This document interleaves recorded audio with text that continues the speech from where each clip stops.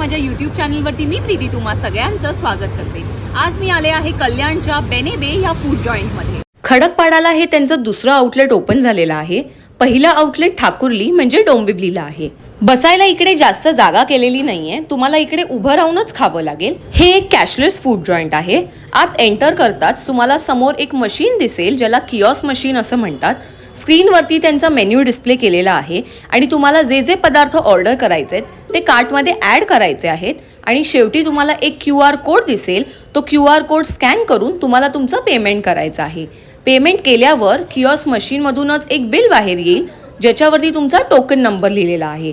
Right साईडला एक screen लावलेली आहे ज्या स्क्रीनवरती तुमचा टोकन नंबर डिस्प्ले होईल आणि त्याच सोबत कोणता पदार्थ तुम्ही ऑर्डर केलेला आहे तो सुद्धा दिसेल। तुमची ऑर्डर रेडी झाली की ह्या काउंटरवरून तुम्हाला तुमची ऑर्डर कलेक्ट करायची आहे। मी ऑर्डर केला आहे बेने पोडी मसाला डोसा ज्याची किंमत आहे 160 रुपये। कन्नड भाषेत बेने म्हणजे बटर किंवा लोणी। बेने डोसा हा मूळचा दावणगिरी कर्नाटक ह्या भागातला आहे। भरपूर प्रमाणात लोणी किंवा बटर वापरून हा डोसा बनवला जातो। कोल्हापूरला जसा दावणगिरी डोसा आहे तसाच हा डोसा लोणी वापरून बनवलेला आहे। आतमध्ये छान बटाट्याची भाजी आहे आणि त्याच सोबत पोळी चटणी सुद्धा आहे। बटाट्याच्या भाजी सोबतच इकडे दोन प्रकारच्या चटण्या दिलेल्या आहेत। एक आपली नेहमीची ओल्या नारळाची चटणी आहे आणि दुसरी लाल रंगाची टोमॅटोची चटणी आहे। तुम्ही बघू शकता की बाहेरून हा डोसा खूप क्रिस्पी आहे आणि आतून थोडासा स्पंजी टेक्स्चर आहे। पहिले मी डोसा खाल्ला तो ओल्या नारळाच्या चटणी सोबत आणि चटणी खूप अप्रतिम होती।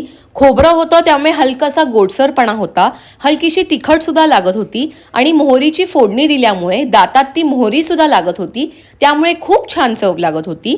पोळी चटणी जास्त पावडर केलेली नव्हती, थोडीशी भरड ठेवलेली, त्यामुळे प्रत्येक घासात खाताना ती दाताखाली येत होती आणि हलकीशी तिखट सुद्धा लागत होती। बटाट्याची भाजी सुद्धा चवीला खूप छान लागत होती।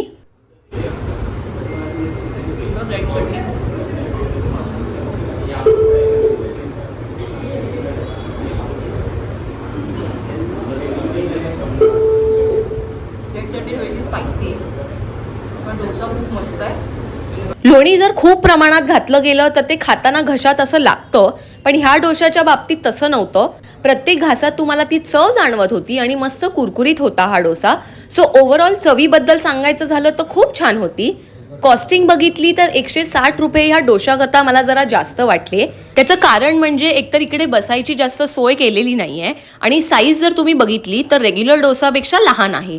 तुम्ही कमेंट करून सांगा मला की तुमचं काय मत आहे। त्यानंतर आम्ही ऑर्डर केली घी पोडी थट्टे इडली ज्याची किंमत होती 90 रुपये।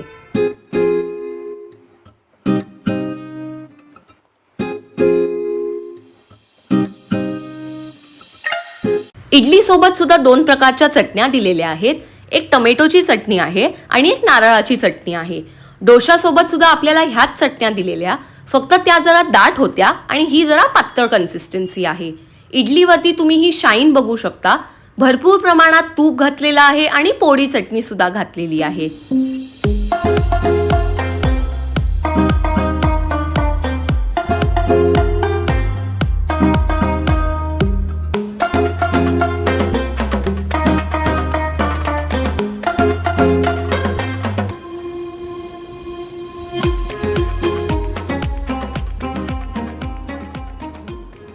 तूप आणि पोळी चटणी हे कॉम्बिनेशन खूप छान लागत होतं, चव अप्रतिम लागत होती। इतर ठिकाणी सुद्धा मी थट्टे इडली खाल्लेली आहे। पहिला घास घेताच ती जी इडली तोंडात विरघळते ना तसा टेक्स्चर नव्हता। चांगली होती, पण मला असं वाटतं की अजून सॉफ्ट असती तर खाताना अजून मजा आली असती। खोबऱ्याची चटणी पातळ केल्यामुळे कदाचित त्याची चव थोडीशी चेंज झालेली। डोशासोबत जी चटणी दिलेली त्याची चव मला जास्त चांगली वाटली। लाल चटणी तर अप्रतिमच होती। परत कॉस्टिंग बद्दल सांगायचं झालं तर 90 रुपये मला जरा जास्त वाटले ह्या इडली करता। कमेंट करून तुम्ही सांगा की तुमचं मत काय आहे। मस्त आहे ती रेड चटणी, खाऊन बघ, रेड चटणी छान आहे।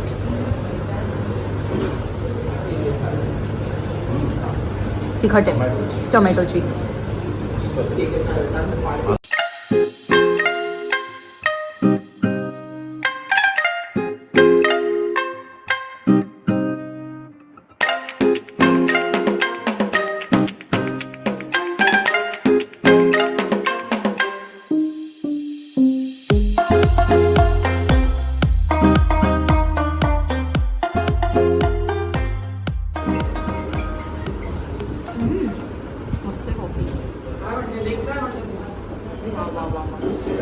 किऑस मशीन थ्रू ऑनलाईन पेमेंटची फॅसिलिटी जरी ॲडव्हान्स्ड असली, चांगली असली, तरी मला असं वाटतं की बरेच जण ऑनलाईन पेमेंट प्रेफर करत नाही. सगळ्यांकडेच गुगल पे, पेटीएम किंवा फोनपे नाही आहे. आज सुद्धा अशी बरीच लोक आहेत जी कॅश पेमेंट प्रेफर करतात. सो मला असं वाटतं की फक्त ऑनलाईन पेमेंट नाही तर कॅश पेमेंटचं ऑप्शन सुद्धा इकडे ठेवला पाहिजे. तुम्ही सुद्धा बेनेबे ह्या फूड जॉईंटला नक्की या आणि ह्यांचे वेगवेगळे पदार्थ नक्की ट्राय करा. व्हिडिओ आवडला असेल तर व्हिडिओला लाईक करा, शेअर करा आणि असेच छान छान व्हिडिओज पाहण्याकरता प्रीतीज वर्ल्ड ह्या माझ्या यूट्यूब चॅनेलला सबस्क्राईब करून बेल आयकनला सुद्धा नक्की क्लिक करा.